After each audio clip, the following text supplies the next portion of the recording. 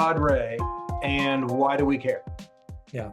Shaun, thanks for having me so much. You and I met at the Atlanta Open this summer, and I was there watching and supporting Harris Porridge, who was playing in the finals of the Pro League and the Atlanta Pro League that night, and I was there watching and supporting Rob Galloway, who played for me, who's currently 40 in the world, and he was playing in the Atlanta Pro Tournament, and so I'm a tennis coach, and tennis is people to me. That's what it is. So I don't know if I know I'm not unique, but what I care about people, and I was there supporting my players, and I talked to so many people, like, why do you coach? And I'm like, well, I mean, I love my players. And sometimes I hear people say, well, I don't know if I love my players or not. But that's a decision to love your players unconditionally. And I've been doing this a long time, and when you love people so much, you get so much in return. And that's what tennis has done for me. And so, like, that night I met you, I mean, that was one of the best days of my life, getting to see two of my former players playing at a very high level on the same night.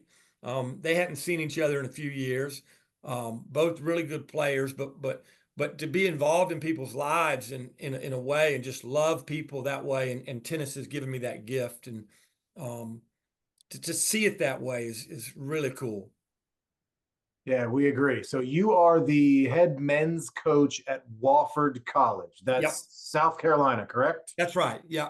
Okay. So Wofford College, smallest Division I school in the country with scholarship football. We just beat the University of Richmond on Saturday, which was a ranked team.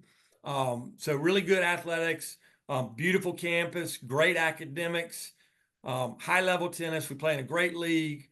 I coach elite players who get a really great academic experience. And elite players is that Division I range. Bobby, what's your connection to TCU? You had your master's there? Is that where you No, went? I have my undergraduate. Your undergrad was TCU, right? So you know a little bit more about the college, the Division I college tennis scene, right? Yeah. Well, we were national champions. Oh, I'm sorry. Did I bring that up? Oh, Just did drop I tee that one up? That was nice. Put it on the tee and off. Yeah. Yeah, TCU, great. Congratulations, won the national championship this year, and David Raditi's a great coach, and they won it and got to visit the White House. And then on the women's side, Lee Taylor Walker is the women's coach there, and he's one of my best friends. And our former athletic director here at Wofford was the athletic director at TCU as well, and our current athletic director came from TCU, and Mark Cohen is the sports information director at TCU, and he was at Wofford for a long time. So lots of connections between Wofford and Texas Christian. Well, then it goes back to the funny part about tennis too, that there's, like, David was coached by somebody that I know who coaches here. Oh, wow. Chuck Corey. And it's like, the small world and David's from California. So, it's like, no matter where you are in tennis, you'll probably bump into somebody that you have a connection with. I mean, do you know Billy Pate and Yeah, sure. Per Nilsson? Yep. So Billy was my grad school roommate.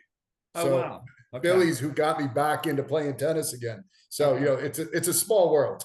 Yes. Yeah. Doing an unbelievable job at Princeton. Billy Princeton, Pate. yep. Yep. So, yeah. So how do Thank we you for the plug, Shaun. Yeah, no problem. It happens every once in a while. It tees up nicely. So how do we take the fact that what we're seeing now at the ATP level, and I don't know as much on the WTA level if this is true also, but we're seeing a few more players come through college. We remember you'd have one or two. You'd have the genetically impressive John Isners of the world that kind of had that natural genetic superhero scenario that worked out well. But even you got guys like Cam Norrie, who comes through, sorry to do TCU again, But then, we're not looking back at like the John McEnroe age where very few of them played in college. Yeah. What's Right. going on now? What's in the Yeah. water? Is it you? Yeah. Are the coaches that good? Coaches are really good. Yeah, I Coaches, think so. the coaches are really good. So, like, I mean, in Atlanta, Kenny Thornton, Kevin King, unbelievable coaches. Kennesaw State, unbelievable coaches. Jamie Hunt in Athens at University of Georgia, unbelievable. These are fantastic people. Great. The level of coaching is incredible. You know, you've got the winner of the U.S. Open Juniors is going to Virginia. So he arguably one of the best juniors in the world, and he's going to Virginia to play. And he's getting an incredible NIL deal. So he might make more money. He might make more money going to play at Virginia than he would if he went to the pros right away. But the resources are incredible. I mean, like at Wofford, I'm sitting in a beautiful new facility, and everyone has great facilities. We play a great schedule. Everybody plays. The level is so high. I think people would be surprised to see how high the level is right now. So you can go. There's guys playing college tennis that won 10 ATP points this summer. Is that the difference? Because you can do both now? Yeah, you can do both. You can do both. You can do both. Yeah, you can do both. So maybe that's the biggest difference is if I can get a full ride to college and somebody's going to help me be able to live for 4 years and feed myself and really focus on, I'll have to take some classes, sure, maybe pass a calculus class, which, wasn't that hard if I remember, but maybe calculus is different now. But what is that? So now it's just, I've got 4 more years to develop, and Ben Shelton goes and wins a big tennis match or two and says, I think I can do this. Yeah, well, and what we can talk about, Ben's kind of unique. And I'll circle back to Ben, but people are playing longer, right? We're playing longer. Like a professional male probably hits his peak in his late 20s. So you're not going to hit your peak while you're in college. There's no way. You're not even close. So and we're taking better care of ourselves, right? We have better resources. We know more. We have things like the Atlanta Tennis Podcast where we can learn information but so we have more information where we can play longer. I mean, look at the big 3, how long or if we throw Murray in there, big 4. I mean, guys are playing at a high level longer. So why not go to college where you have incredible resources? You're going to play fantastic competition. Education's still a great thing, right? The best investment you can make is in education. That's for sure. So just for a 19-year-old to be ready against a grown man who's still getting better when he's 25, 26 years old, it's just a different world than it was, say, 20 years ago in pro tennis. Well, I don't know how much. Bobby, was it Yvonne Lendl that made his comment about hitting the tour, about not being in an age group anymore? Who was that? That said hitting the tour you were no longer playing only 17 and 18-year-olds. All of a sudden you're playing full-grown men. It was a different thing. Yeah. Well, but I do like what Coach is saying. I think that's the great part about it, because I think you always had the outliers succeed, because who is physically and mentally ready at 18, 19? Not a lot. And it's like you said, in every other sport, the peak is 28 to 33 type thing. Okay. When the mind and body come together. In tennis, I mean, gosh, I watch a lot of highlights, and Sampras was out of tennis by 31. He had won his last U.S. Open and was done, and was complaining about how his body was, breaking down. So, like you said, you got the big 3, 4 who one made it into their 40s and the other 3 late 30s. So it is a different world. Yeah, and we were talking about Ben Shelton, and my son grew up playing with Ben Shelton, and one of my children did, same age, and his father Brian, who coached in Atlanta at Georgia Tech before he went to Florida. Well, I think knowing both of them, I think Ben had the advantage of Brian. And so who's just such a solid person who also had a fantastic pro career. But so Ben is a little bit of an outlier, great athlete, great kid, great human being, great man now, but he also had the benefit of having one of the best coaches I know as a father who had been on the tour, and that probably helped him to be able to leave Florida early. He had a broader vision and more resources than a lot of people do, and incredible genetics. Yeah, Bobby and I talk about the genetics a lot, but also there's I say an unfair advantage. He's got an unfair advantage in having a professional tennis player father. Like, Yep. I look at Sebastian Corda, and I'm like, all right, come on, kid. You got the genetics, and you've got your father who knows, he's been there. It's different. Yep. You've got parents that have been there. If you don't have an Uncle Tony, or you don't have somebody else like that, it's just got to be harder unless you're just that driven kid like a Sinner or an Alcaraz. And those are, as Bobby says, probably the outliers. Yeah. But in this case, the college system in most sports is the feeder system for professional sporting, if I've got the view right. Yeah. And so in that, like, you go and you play a few years of college basketball, and then you try to figure out if you're the one that's going to go pro. In this case, are we looking at a pretty good shift because we can play older? If your career can be 22 to 37, instead of having it have to be the first 5 years getting to know the tour, so you better get on tour by 15. Yeah. It's a much more, it's just such a physical, mature league. It's incredible. So if we end up going, that's just so much fun because we look at the colleges and now we can look at things differently. You'll say, okay, can I get my kid at least that good? Because we talk to parents all the time. All right, so my kid's going to be a professional tennis player. I'm like, he can hardly walk. So slow down there, pops. And you got some that are in high school and they're just not that good. But you got a few that, hey, how far can my kid go? Well, it's no longer like, well, you're 15 and you're out of time. We don't have that anymore. We really do have a better option to be able to say, hey, you know what? Let's get you into some Division I school, maybe some of the NAIA school. Just go play tennis somewhere and keep going. Is that a bit of what it can be now? Shaun, I was in Atlanta watching Rob Galloway, right? Rob, from the time Rob was 14 to 18, he played 4 junior tennis tournaments. That's not much. Okay. Came to Wofford, played number 5 as a freshman, and the rest is history. So can you develop late? Yeah, you can. I mean, if you're incredibly athletic, if you're incredibly competitive, right, that drive and determination needs to be off the chart. And yes, because you're not hitting your peak until later. That thing, like, is it an advantage to be a great 12 and under player? Of course it is, to get those skills, but that's not the only factor. It's one factor. There's lots of others. Right. Yeah. Being 6'4", left-handed with a 2-handed backhand might be 3 other factors, but at least one of those you can't help unless you're Isner and you're going to grow 10 inches during college. Right. I mean, Tommy Paul was on his way to college and then got hot.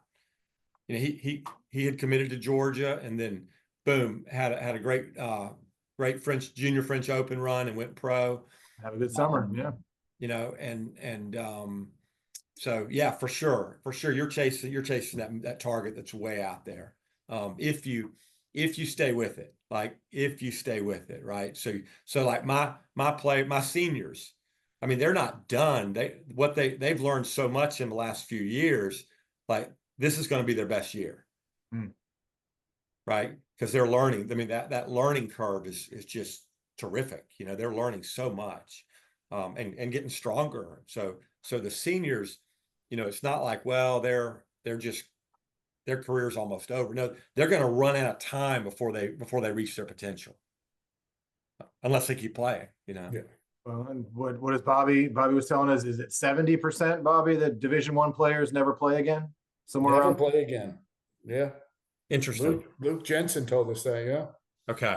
Interesting. Yeah, and that's a scary thing, because is it the end of the career? I remember when I finished my senior year at college, I didn't play again for a couple of years. It's like, well, all right, there's nowhere to play tennis. There's nothing for a 21-year-old while you're trying to go out and get a job. And maybe I just needed a break. I don't know. Yeah. But Well, how do we keep those Division I players still on the court? Yeah, yeah, and I like Charlotte has a pro league with a lot of former college players. Of course, we know we just talked about Atlanta having that pro league, and so that, in Atlanta there's lots of former college players that, Yeah, and we've got two of those. We've got two pro leagues, and so it's so exciting, and yeah, they're not, they got a job, but they're still. I think one of the things we love about tennis is it's so competitive, it's so fun. Tennis players live longer than other people, right? It's a great quality of life. To stay competitive, doing some kind of racket sport is awesome neurologically. It takes a lot of physical discipline in your life to be a great player, but why not be a college player and then sure have a job and a family, but you're not training every day, but play 3 times a week and plan on being the best 80 and over player in the world, right? You can do that in tennis, and you should do that in tennis, right? Yeah, we're gonna have to figure out how to sell everybody on that idea. Keep doing it, because our league partners would be very happy if they'd have more former college players continuing to come out. Right. But Rod, you made a joke earlier, jokingly saying you don't know how unique you are, but you've written a book, and that's pretty unique. And I know what that means to be able to put yourself out there. So tell us a bit about the book, and I think what that'll do is that'll give you a chance to share about your personal reasons for writing the book, as well as professional. Yeah. So the name of my book is Hard Comes First. So it's life. Everybody's got a hard story. I'll share mine, but everybody's got some kind of hard story. And then my book is about really what I've uncovered about the secret of having a rich life after hard. So I mentioned one of my children. One of my children played for me here at Wofford. He graduated in May, and he's working on a master's degree at Elon and assistant coach of the women's tennis team there, and doing great. His name's Ash. And then I have a son with autism who also graduated from college in December, and his name's Cole. And he was on the cross country team at Gardner Webb, and like I said, graduated in December. And so I coach elite people, top 1%. They're great athletes. They're smart. They're good looking. All of my former players are successful, and that has a lot to do with the school and the kind of kids we get from the school. And I think also from the competitive nature of tennis and what they learn in that. And then I have a son with autism, and I've learned so much from my child with autism. So you think autism, there's some statistics. Families with autism, one study has shown that a family with autism has an 80% divorce rate. That's pretty hard. One study has shown that 80% of college graduates with autism are either un or underemployed. So that's pretty hard. Well, in my experience, at 25 years, I'm in my 25th year here at Wofford, most of my best players have had something they've had to overcome. Okay, so in the recruiting process, tell me about the adversity that you faced. And now we're having a conversation. Now I'm getting to know them. Now I'm beginning to find out what really ticks. And a lot of times it's that adversity in our life that makes our life kind of forms us in some way. Maybe we don't want to talk about it, but it's in there somewhere for most of us. And in college coaching, I spend so much time with my players. I get to know that. I get to know that about my people. And so my book shares a lot of the stories about people overcoming hard things, whether it was my player who was born with a club foot, and nobody would operate on it. They couldn't figure it out. Family, after 6 doctor's appointments later, he has a surgery, and he comes to me. He's wearing a 9.5 on one foot and a 10.5 on the other. And he's had all kinds of adversities he's overcome. He ends up being the fastest player on my team. or it was the player who, well, 2 years ago, October, I had a player on my team go into cardiac arrest. We were at Duke, and he no heartbeat, no pulse. We thought he was gone, and he came back. He was resuscitated, and I spent 8 days with him at the hospital at Duke. And he doesn't play tennis anymore, but he helps me coach. And he was our best recruit. He was an unbelievable tennis player. Well, I get to see him come to practice every day and have a good attitude, and I see how his life is rich, although it's not how he planned. Okay, so hard comes first. My book, most of sports books I read are about we won the championship, or business books I read. I invented Uber. Let me tell you about it, or something like that. Well, my team's improving. We're pretty good, but we're not as good as Texas Christian yet. But we're improving. We're improving. My family's okay, but we're not perfect. We're still kind of, we got our stuff, So, but in the middle of that, in the middle of all our stuff, I describe ways to have a rich life, and how to find meaning, and how to help other people, and how to grow in the middle of all that chaos. And I don't think a book that describes, if you do these things, your life will be perfect. That's not really helpful, because it's not true. I haven't seen that book. I haven't heard of that book. And that's not my book. But my book is, if you do these things, you're going to be rich in a way you didn't know you were going to be rich. And it's going to be really cool. So that's my story of hard comes first. Like my son is on the autism spectrum. He at one time at my family, we were told, he'd never go to college, he'd never drive, he wouldn't be very athletic. Well, I mean, this weekend we ran a race together, and a 10-mile race, and he won his age group, and I think he finished 6 out of hundreds and hundreds of people. He finished 6 overall, and so you can. And so if he can do that, I mean, that changes the way that I see maybe my player who doesn't believe in himself, right? And that's what we all really need, is we need somebody to believe in us, right? Even my elite people, what do they really need? They need somebody to love them and believe in them, right? I mean, that's what, I mean, Yannick Sinner needs that, right? Everybody needs that, right? I mean, he might not feel like he needs it today, coming off of yesterday, but it ain't going to be long until he's going to lose too, and he's going to need that, right? And he probably has that great support, would be my guess. So thank you for asking. Yeah. Yeah, and that's, like I said, you have to share a lot about yourself when you write a book.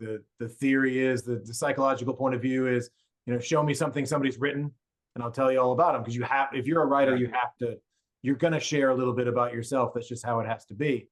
And I love the concept of being able to get through adversity from the point of view of, I've been there.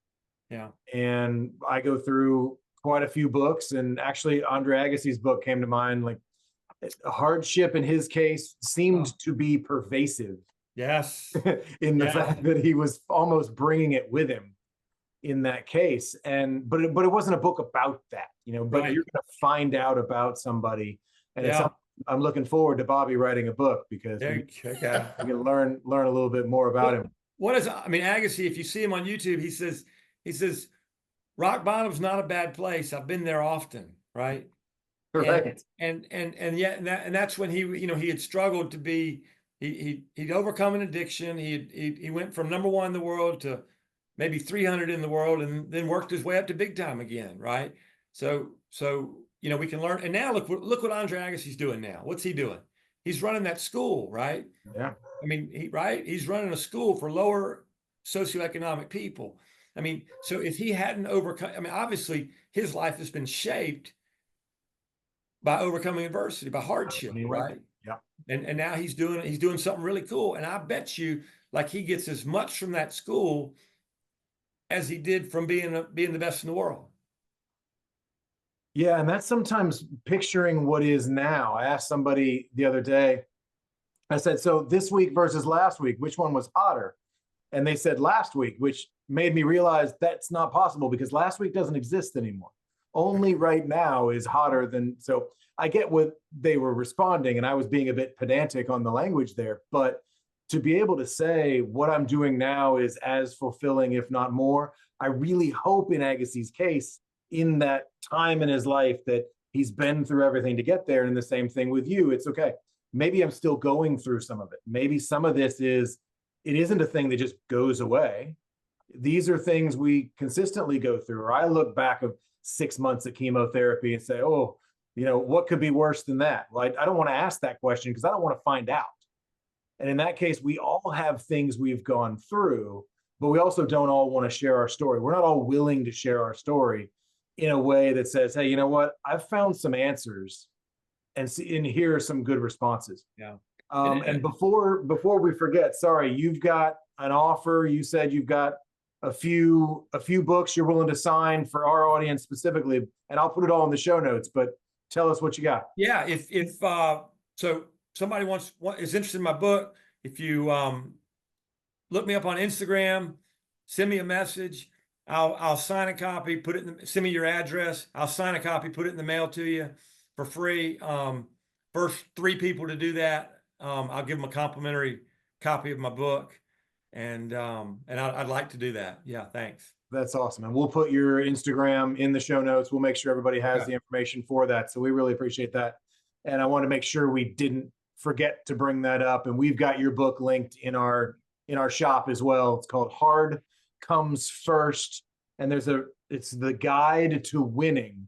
Yeah. But you didn't say the guide to winning tennis matches, because that's not what it's about, right? It's not a tennis book. No, I mean, it is a tennis book, but it's not a tennis book. People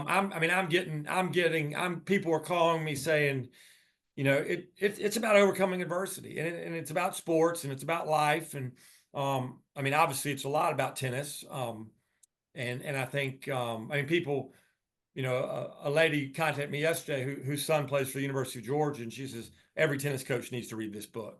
And, compliment. And so it is both, but it's life. It's life, and I think we take tennis from a holistic approach, right? Like for my players, I'm with them 4 hours a day. Well, the other 20 hours of the day are really important to their tennis success as well, right? So it's not just the 4 hours. So a holistic approach to life. So the guide to winning, I want you to win on and off the court, right? Yeah, that's what I was thinking about. And that's why I like that phrase, because it's winning, but it's not necessarily, and Bobby and I talk about the winning isn't necessarily that someone else is losing. No. Because in this case, me getting it right for me doesn't mean somebody else has to lose something. There's enough for both, right? There's enough. I was at a wedding, a beautiful wedding at Furman recently, and one of my players was getting married there, and it's a neighboring school, very similar to Wofford, and sometimes one of our rivals. And that people kept coming up to me saying, Coach, are you okay being at Furman at this wedding? And I was like, this is beautiful. Of course I'm okay. And I pull for Furman, right? There's enough for both, right? Like, I love that school. So absolutely. So you don't have the whole, I'm the coach over here, and if I go to the other place, lightning might strike. Like we don't have any. No, there's more than enough, right? There's more. I'm closely aligned with a guy who says love your enemies, mm-hmm. So let's follow that. Let's pray for our enemies, and there's enough for everybody, for sure. And I found we have less enemies that way. It helps us. It really just means we have less enemies. You got it. Well done. Yep. You got it. Bobby, what you got for Rod? Well, I know I'm enjoying listening because I'm too big subscriber. I remember Don Henley, when he wrote The End of the Innocents, they asked him, my God, this is unbelievable. Why don't you do this more often? And he was like, because it hurts. It's, to be that introspective for that amount of time is not easy. And, to share that, we're all better because of it. But, again, Coach, I agree with everything you're saying. And it's a lot of what we're trying to accomplish, and trying to make an individual sport based like tennis, make everybody realize that we do better as an industry, life, whatever, if we work together and helped each other out more. And I do think, and just watching yesterday, the kid talking after losing, so much more reality based, man. He's just better right now. and to be able to look at and say, I did a great job, where, my generation second was not good. That, or being tied for, I mean, you can't even say the things that we used to say if you were tied with somebody. They're not politically correct anymore. So, there's a lot of good. I think it may not move as fast as we want it to. We see it and say, why can't we get there? But I do think that, we are getting there, and you see it in weird spots with the loser being so humble and realistic. And, and I was like, that's a good quality to have. Not to say I'm never gonna beat this guy, but he's got a few more weapons than I do. He's a little bit ahead of the curve right now. I don't think there's anything wrong with that. It might be the drive he needs to keep going. Right on. Yep. So all good there. But I do have, Shaun, are we at the question time yet? Because I want to make sure because I'm always accused of never doing any homework prior to, and I did homework. I'm just pointing out a fact. There's no accusation. I reached out to somebody, and I was told to ask Coach about his best friend, MK, and that he will know what I mean when I say that. Interesting. So, Coach, do you know your best friend, MK? Okay. So that sounds like it came from one of our players. Yes, it did. Yeah. So we have a running drill that we call MK, and it actually comes from a sports scientist named Mark Kovacs, is what the MK stands for. My players think it stands for Mary Catherine comes to practice. They think it's a female friend of theirs who's coming to practice. But it stands for Mark Kovacs, who's a great sports scientist and a coach of tennis. He's a tennis coach and a sports scientist. So we're working. Our team's working really hard right now, and they're embracing it. But this physical conditioning test that we got from Mark Kovacs is rigorous, and they're embracing it, and they're getting better. And tennis is physical, isn't it? And that's one of the things we love about it. And so that is part of our program, the MK. Well, yeah, you did your homework. It's Will Follett. So Okay. Will's a great kid. Obviously, had the working with him while he was in high school. I the community coach for where he went to high school, and they were a mini dynasty while he was there. And I attribute so much because the character of the kid. Not only was he a great player, he was the number one player, but gave back, came to practice, where a lot of those kids, you never see him at a high school practice because they think they're above it. But he would always come back, set the tone and the culture for the program during that time period. And he comes back during the summer and has worked for me a couple of times. So cool. real close to Will. And obviously, I don't know if you've met his girlfriend, Ashton. Of course. She was probably there quite a bit. So, yes. Ashton, her mom lives in the community I coach out of at Windermere. So again, small world department. Top notch. Yeah. Yes. Top notch. And he's learning how to be a Disney kid after all these years, because the Morrisons are great. But to your point, Will was a skinny kid, and I laughed after he came home the first year. I was like, "Oh, somebody had to meet the weights." Yeah. All of a sudden, their shirts get a little shorter. They're not so afraid to show their arms off. I'm like, "Good for you. You got in the gym a little bit." So but no, great kid. But yes, I reached out to Will. Yeah. To Will and said, "Give me something on Coach. Come on, what I can use." So he gave me MK. So that's who cool. it was. Well played. Yep. So you found that's it, Shaun. I did my work. You did. I appreciate that. Which leads me to the next question: Where do we get in touch with Mark Kovacs? Because it sounds like we need a lot more of this physical testing. Because have you seen a big change since you implemented that? Has it been incremental? Do you see something major? What's your response there? So we do a combination. Like right now, I'll tell you what we're doing. We're doing so the MK is an on-court running drill. We do a little bit of track work, not too much. We're in the gym, strength conditioning, mobility work. Right now, we're also doing some assault bike workouts that are very kind of fast twitch.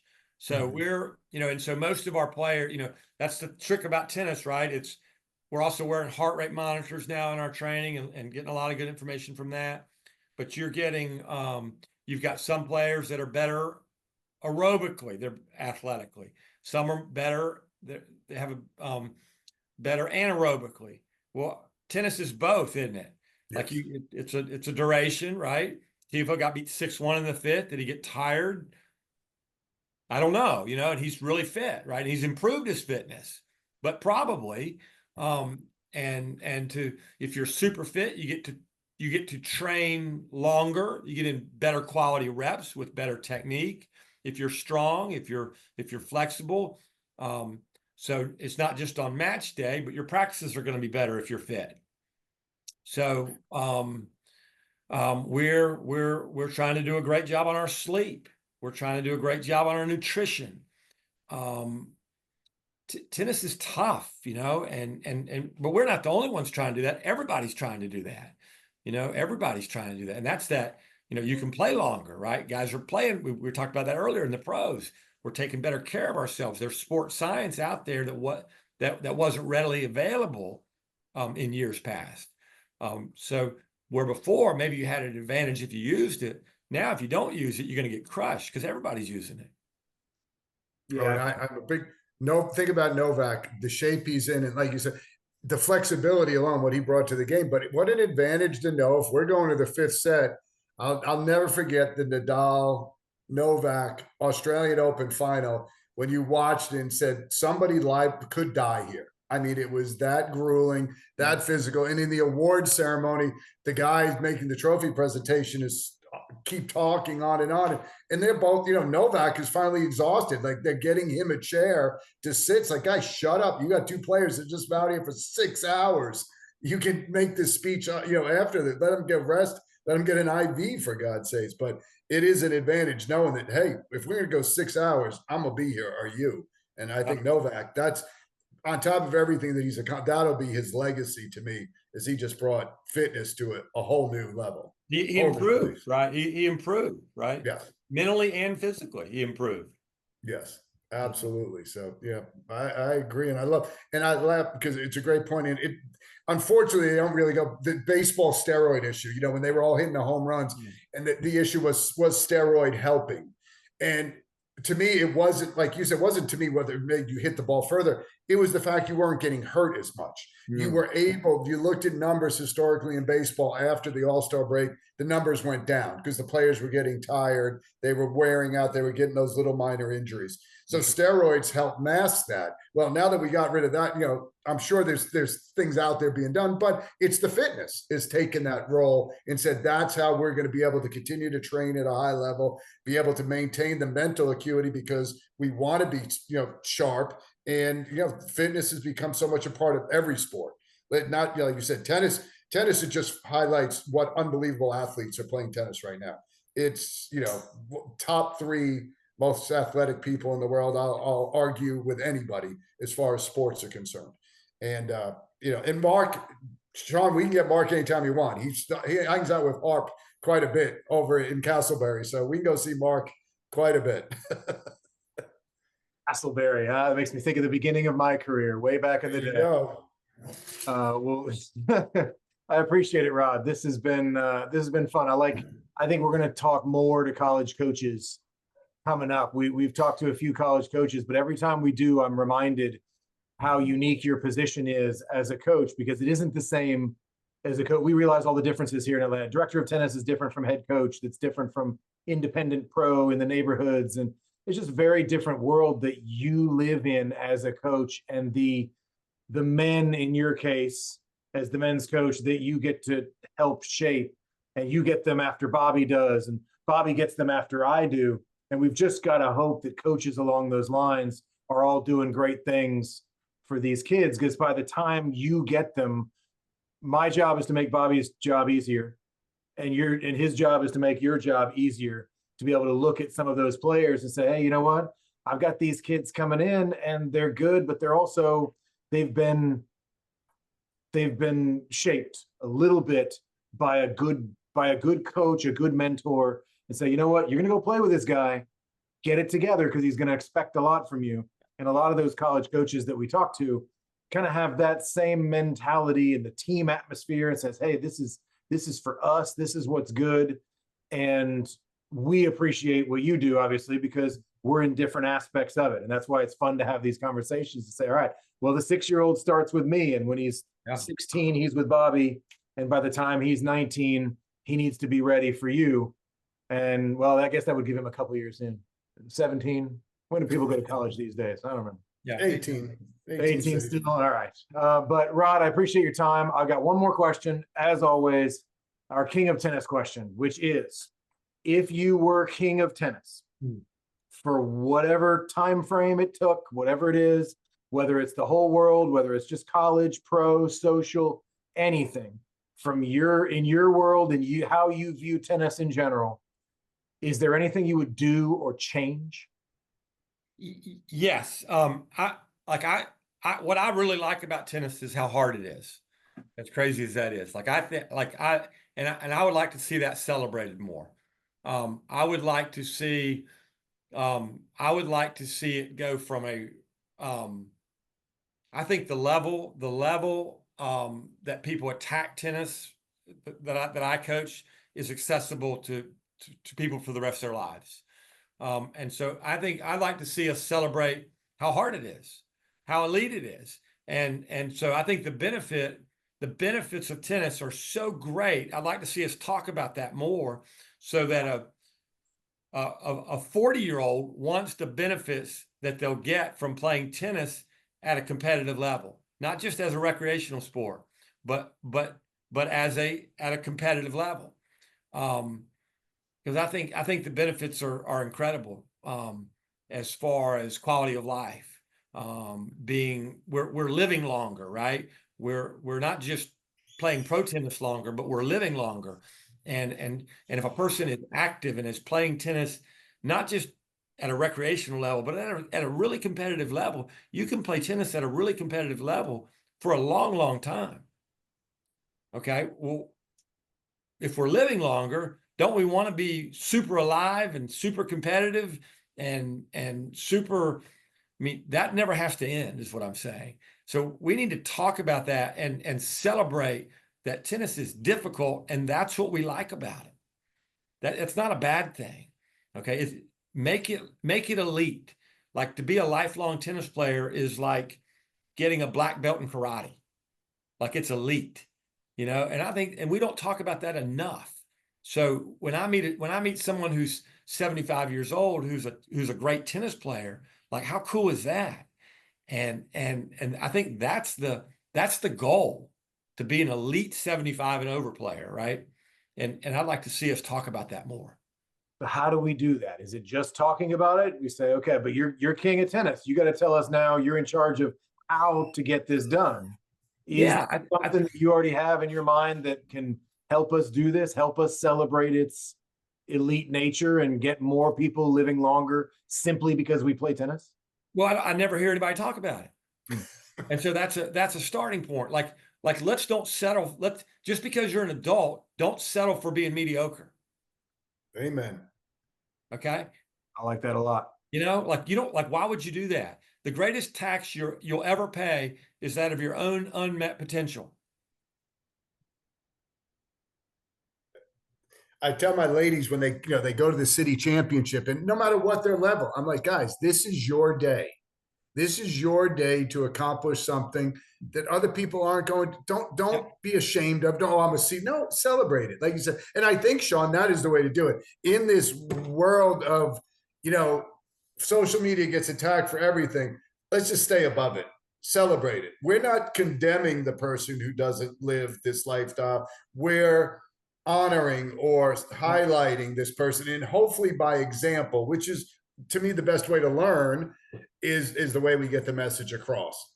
Celebrate it, show. Look, like you said, the data is on our side. It just came out.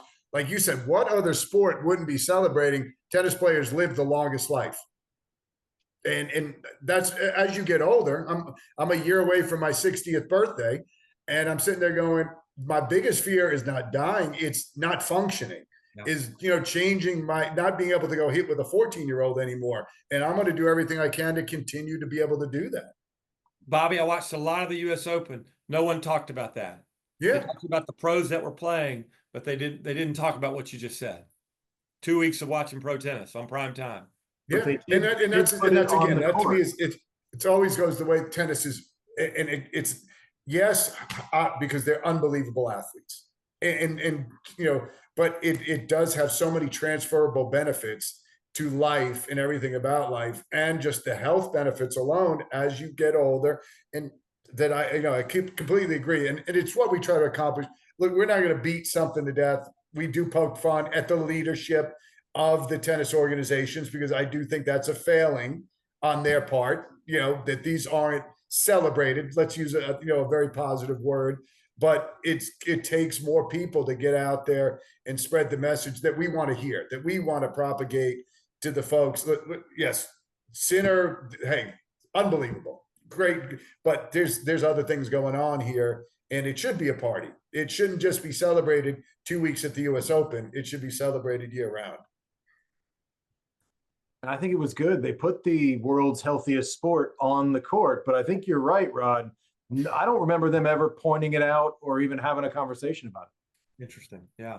Yeah. But that's world's healthiest sport was on the court the whole time. I hadn't good. seen that before this year. Right. So they have the data, but did they really do enough with it? We're not on the leadership team, so we always get to sit here and complain and go, yes, we picked on USTA again, and just they're going to listen to your show and they're going to start, right? Yeah, anybody USTA out there listening, feel free to call me. Love to have you on. I wouldn't hold my breath. But Rod, I appreciate it. You had me speechless there a couple of times. You had two great quotes that I'm going to make sure are put in there, because just because you're an adult, it doesn't mean you have to be mediocre. And the greatest tax that you will ever pay is of your own unmatched potential. And I remember that was debilitating for me as a child, was the fear of reaching my potential. So I think that was a struggle for me as a kid, even going into college, is what kind of pressure that also puts on you. And if you don't work toward it, then there's a good chance you're just going to have some other people going, oh, you could be so much more. And that's probably not a feeling anybody wants. But